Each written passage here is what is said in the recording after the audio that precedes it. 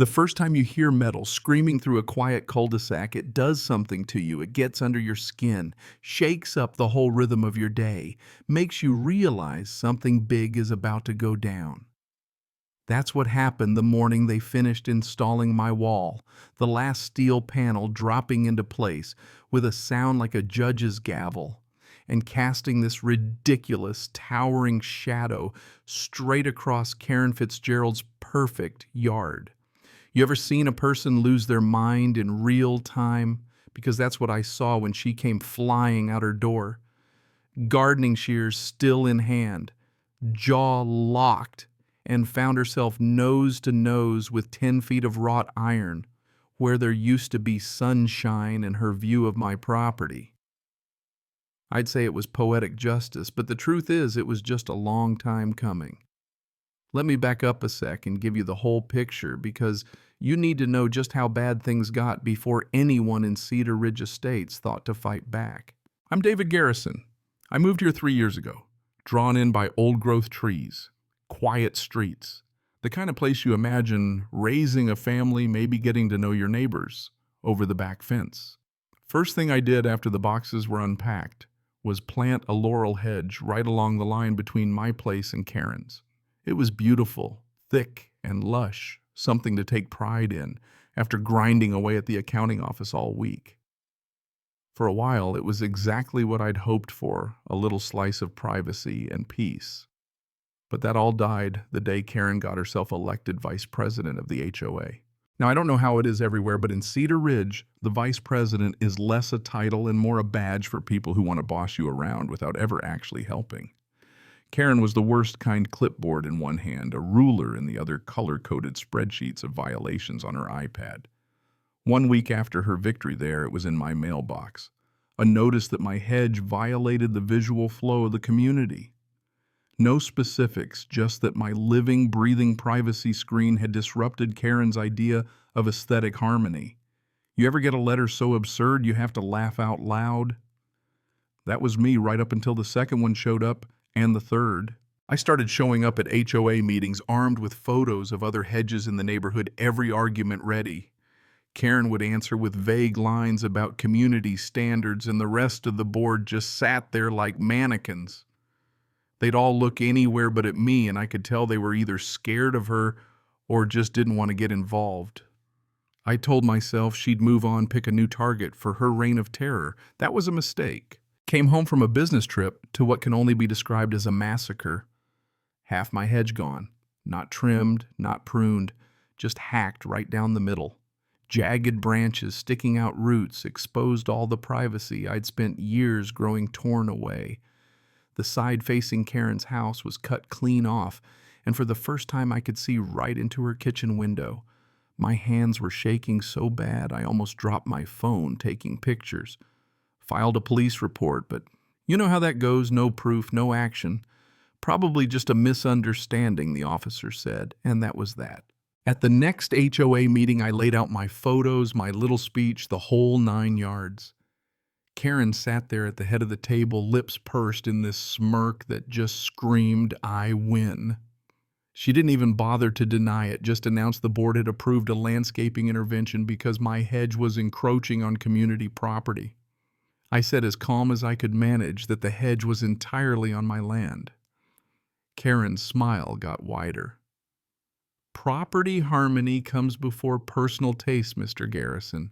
Maybe next time you'll think twice before walling yourself off from your neighbors. The rest of the board didn't say a word. You know what I mean? That's the kind of person we're dealing with. Walking out of that meeting, I knew 2 things.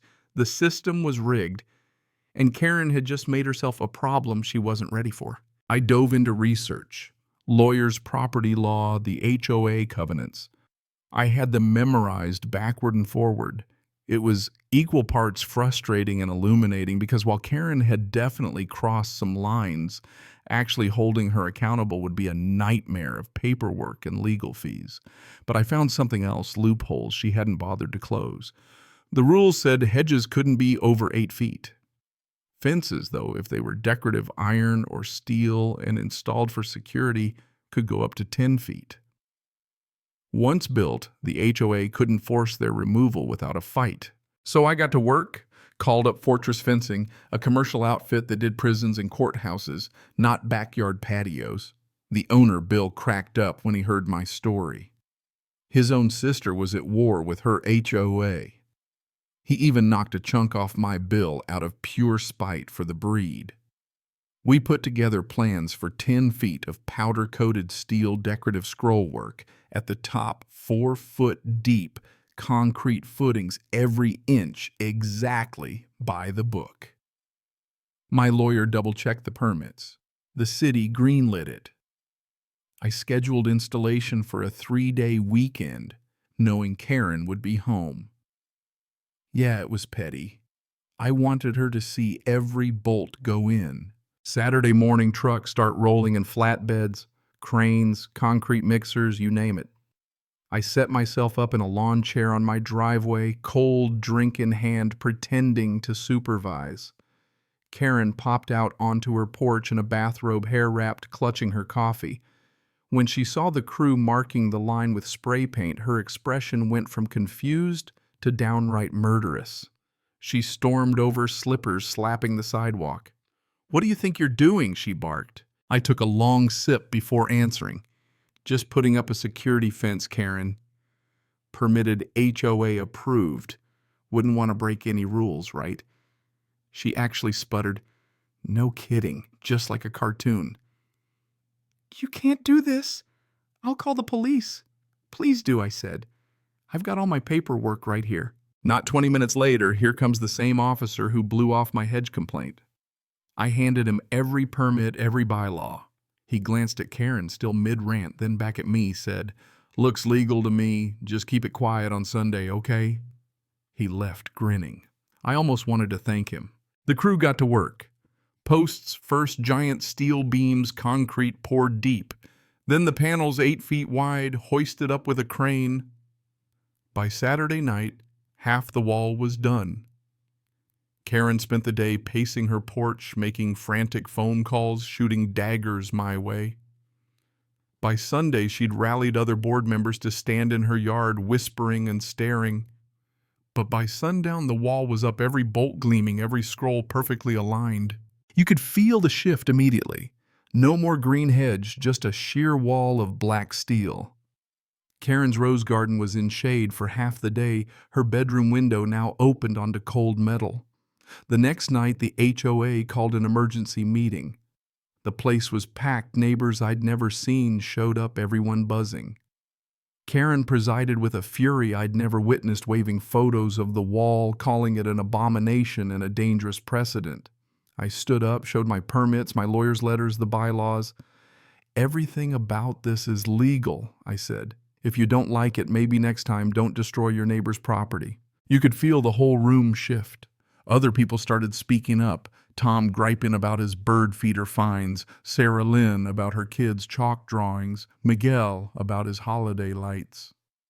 Karen banged the gavel, tried to shut it down, but the mood had changed. When she moved for a vote to change the rules, the secretary reminded her 30 days notice, 75% homeowner approval. Karen had lost control and everyone knew it. After that, Karen tried everything: city inspectors, lawyers, even the electric company. Nothing worked. My wall was bulletproof, legally and literally. Every morning she'd pull her curtains hoping the view had changed. It never did. She spent a fortune on grow lights for her now suffering roses. The value she'd paid for eastern sunlight was gone. The real kicker came 3 months later, HOA elections. For years, Karen had run unopposed. This time, people lined up to take her down. The meeting was packed. When the votes were counted, she'd lost not just the vice presidency, but her board seat altogether. She just stood there stunned while people actually applauded. I kept a straight face, but I'm not going to lie, I enjoyed every second. Life moved on. I kept my wall spotless, had it pressure washed, touched up every speck of rust. Behind it, I planted a new hedge, bigger, bolder than before. Installed uplighting, so at night the steel glowed like something out of a magazine. The new HOA board passed a rule no one could touch another person's landscaping without written permission. They called it Amendment 12, but everybody called it the Garrison Rule. Karen never showed up at meetings again. Last time I saw her was at the grocery store looking lost hair a mess, staring at a can of soup like it might bite her. I walked past, didn't say a word. She moved away the next year, sold her house at a loss, which takes talent in this market. The new owner's young couple loved the privacy my wall gave them. They asked for Bill's number, wanted the same panels for their yard. Now when I look out, I see neighbors who nod and smile, people who remember what it was like before the iron went up. The wall stands as a monument to what happens when bullies meet their match and when you play by the rules better than they do. Cedar Ridge has never run smoother. Karen's roses are gone, replaced by hostas. My new hedge, thick and green as ever, safe in the shadow of steel. They say good fences make good neighbors, but sometimes you need a wall, an iron wall, to keep the peace. You ask me, that's just common sense, or maybe you should ask Karen. Then again, she's not around anymore to answer. So what do you think? Was I right to fight back, or did I go too far? Let's hear it. What's your take on HOA drama, property rights, or just standing up to bullies in your own backyard?